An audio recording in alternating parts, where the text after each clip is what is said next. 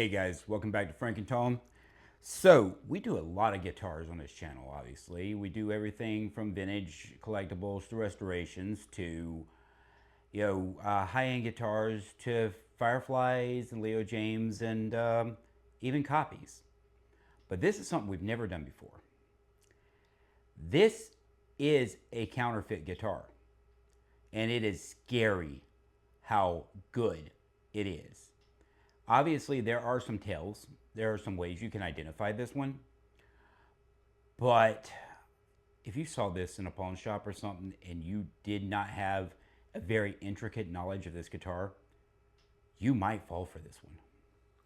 So what we have here is an ESP Dan Jacobs. As you see, it's got the blood splatter. This thing is just the detail work, the quality control overall is very good. It is maybe not ESP custom shop level. I mean, you can see some issues with doing paint lines and all when you look really closely. It does not have a ESP serial number or stamp on the back of the headstock, unlike some of the ones we've seen. This logo is a water slide graphic under a heavy clear coat. It has the R32 style locking nut. It has the little bat head engraves or inlays. This is not branded as Floyd Rose. It says licensed under Floyd Rose Pats. It is not the worst of these that we've seen. Your two knobs, your three-way switch, and then your fake EMGs. Now, these are active. Well, active in the sense of how they do them. So, what happens with these is they put in a pair of standard pickups that are marked as EMG. And they put a battery box in these. And it is powered by a 9-volt battery. And when you do not have the 9-volt battery in here, you barely have any sound at all. It is something with the way it breaks the line. It does not have a booster in the circuit. I have opened these up before and shown that. And if you do put a regular pair of EMGs in here and connect them to those pigtails, they will sort of work, but they will sound awful. It's really weird, but by the fact it has a battery box, dropping a set of EMGs and a decent Floyd Rose in here would be very easy. You could pass this off, and that's where it gets scary. Now, the guitar itself is not terrible. It is as good as any Firefly or anything else, and at $300, you're not going to even buy an LTD version of this. I'm not endorsing buying one of these, but were you to end up with one, there's a lot you could do with it. Build quality on this thing, just overall, very good. Even the tuners are not the worst. I mean, they still have the slippage that the other ones have, but they're not as bad as some of these we've had. The plastics are well done. Layouts are well done. It weighs a good 7.5, 8 pounds. Feels like a very solid guitar. The neck is straight. The fretwork is actually excellent. And that's the common thing that I point out all the time. You can usually look at these and you will see the frets are not laid correctly. We've had so many of these Temu and other guitars that where the frets, they come up short in certain places, they overhang over on other ones. These have a rounded edge. They're not just snipped. They are exactly to the edge of the fretboard. The fretboard looks like it's a decent composite material. I do not think it's actually rosewood. But, I mean, look at this thing, guys. Look at this. It's just the way that they did the clear on it is very much like the real one, where it's almost got, it almost looks like it's behind glass. It's very smooth. The blood, very detailed. It runs directly to the edge. There's no overlap. There's no underlaps. Just everything about it is good. This, if it said LTD on the headstock, I would think it's an LTD. If I saw this somewhere. So, this is an interesting one because this guitar, we have featured before both this one and the real one on this channel.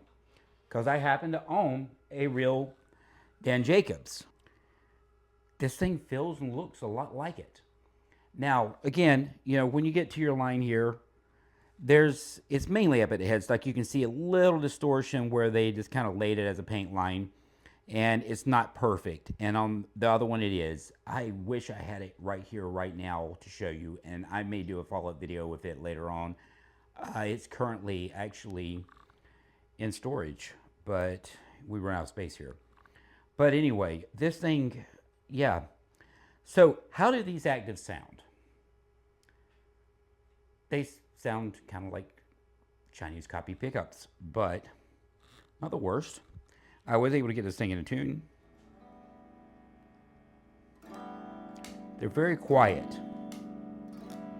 Like where the amp is set right now, it's normally this is pretty loud, and these are very low, and there is a buzz to them. As you see, that buzz is a grounding. So they have not grounded the strings very well. Touching strings creates the ground loop. You're good.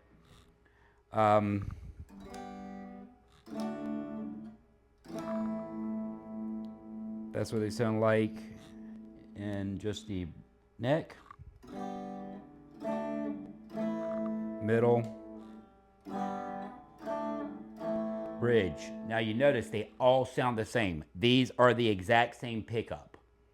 Every single counterfeit, copy, whatever guitar we have ever bought, whether it's through eBay, AliExpress, DHgate, Temu, whatever source, or even just buying it from somebody reselling one on Marketplace, have had this exact thing where the pickups are identical. If you put these on a meter, they are all going to come out at the same rating.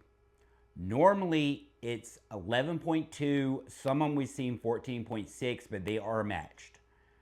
The other tells that you can look at is, this is a very thin plastic over these, not like the real EMG. The back is not wrapped, it does not have any hologram or anything. The EMG logo is a little offset. The gold and the silver are usually reversed. There's, little things, right? But overall, it's interesting how they pull it off, because there is not an actual EMG type circuit in here. These are normal pots.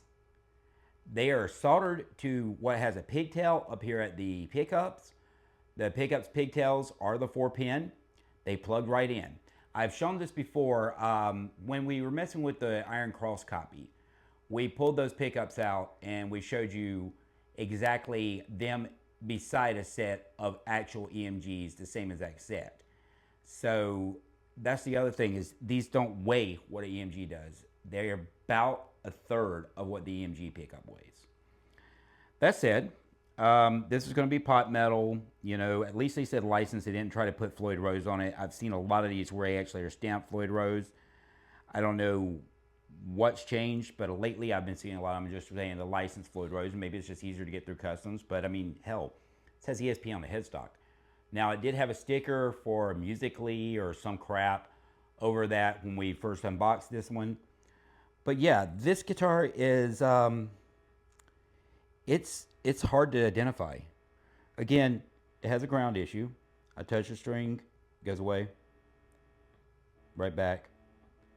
But, cheap, whatever. Somebody built this quickly, cheap. But the amount of detail on this is surprising. I mean, it really is. And were someone having put this out as, a Firefly or something, I'd be like, wow, that's a really incredible Firefly.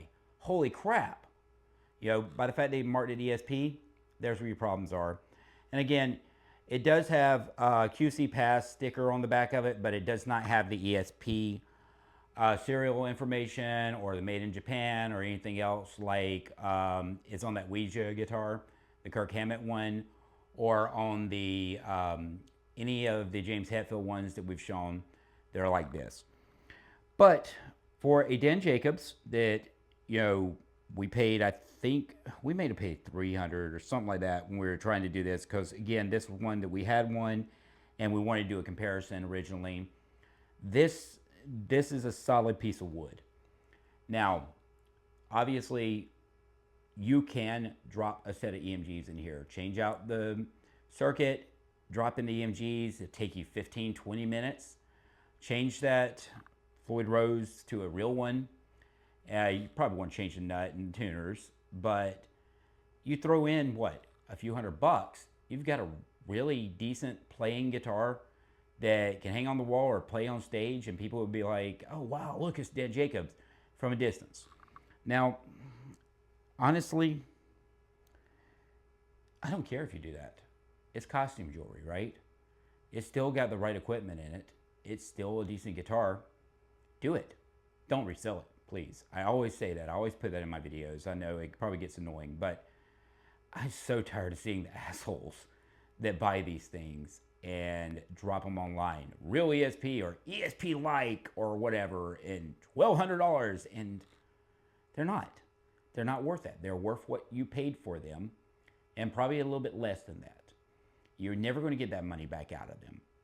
The only value in these is going to be the parts and maybe some intrinsic value of somebody wanting to buy a copy, unless you try to sell it as real, and then you're just an asshole for selling a fake fraudulent guitar. So, but yeah, I wanted to show this to you guys and kind of do a real video on it of some sort. We'll give it some distortion. We'll see what it sounds like. Because, yeah, that's nothing, but let's see if we can turn the amp up a little bit, because, again, I have this set at where I usually have it set up, and these pickups are not very powerful. Okay, so I turned up the amp just a little bit, and this has its volume turned all the way up. This is on the bridge. This is the same tone I use all the time. It's usually a very crunchy distortion, but we'll see what it's like through this. It's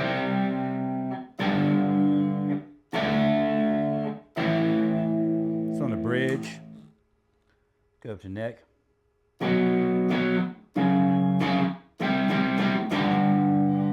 Middle. Gee, they all sound exactly the same. Go figure. You know, it's the same pickup, right? God.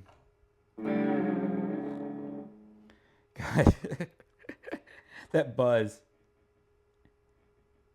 I don't know if it's picking it up on the mic. You can hear it whenever I don't touch it.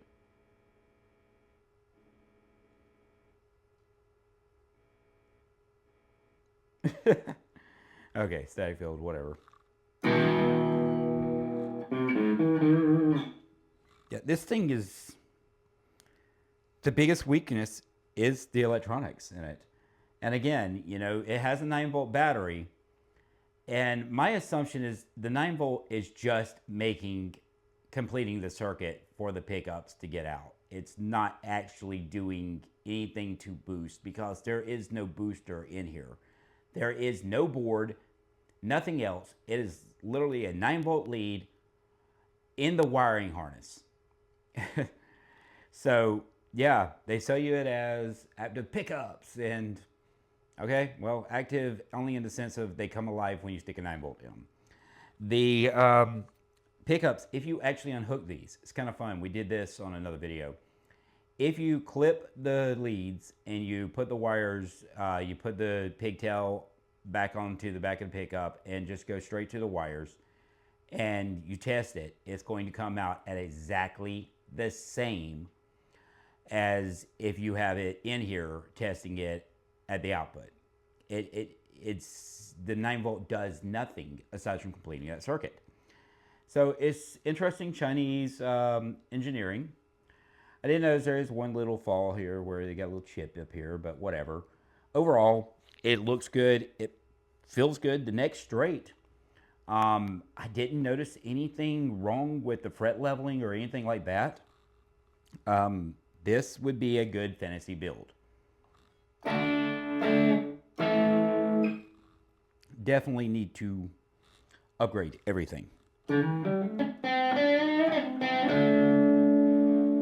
doesn't sound terrible.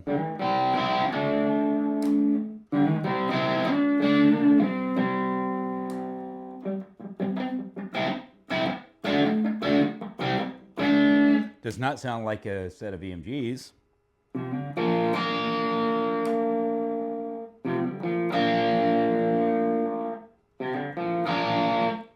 Yeah, definitely does not sound like a set of EMG actives. these are cheap pickups. Most of these pickups are actually just singles that have been looped together, tied off, and presented as a humbucker. And it doesn't have the same feel to them. And obviously, it doesn't have the same feel as a true mic'd active pickup. But they are what they are. And again, you know, if you're wanting to build something, this wouldn't be a bad place to start. And if you want to pretend that you spent several $1,000s on a ESP custom shop Dan Jacobs, the only people that would know that you didn't are the people that actually know what one's like. But yeah, anyway, that's it. This is the, God, I can't remember where we got with this one. Maybe Temu. It was one of the more expensive ones on there. It wasn't like the 200-ish ones. This was closer to $3. It was somewhere in that neighborhood. It's been a while. It's been almost a year since we bought this one. And I guarantee you it was a lot less than what a real one was. But yeah, that's the Dan Jacobs copy. And you know what? I'm going to drop some 8185s in this thing. We actually did that before. Because we had a friend had another one that wasn't quite as good of a copy as this one. And we did a video on it. God, it's been a while ago. I'll have to dig through the archive and see if I can find that one. But I did just a little short on that, I think, where we changed out the pickups for some EMGs, and it sounded pretty good. This one, I think we go through it. We change it out permanently to the proper EMGs, a proper EMG circuit, real Floyd Rose or a Goto. Honestly, guys, the new Goto licensed Floyd Rose, they're far better than a special for around the same price. They're a few bucks more. I would put them on par with a lot of the mid-level Floyd Rose. They're really, really good in their easy drop-ins. I'm surprised by those. We'll put an actual R3 nut on here and go from there. So stay tuned. We'll get around to that sooner or later. I'm going to be out of town for a few weeks on my honeymoon, but when I get back, this may be one of the upcoming projects. I actually have all the parts sitting in the cabinet waiting to go into something like this. I think this is the candidate. All right, thanks for watching.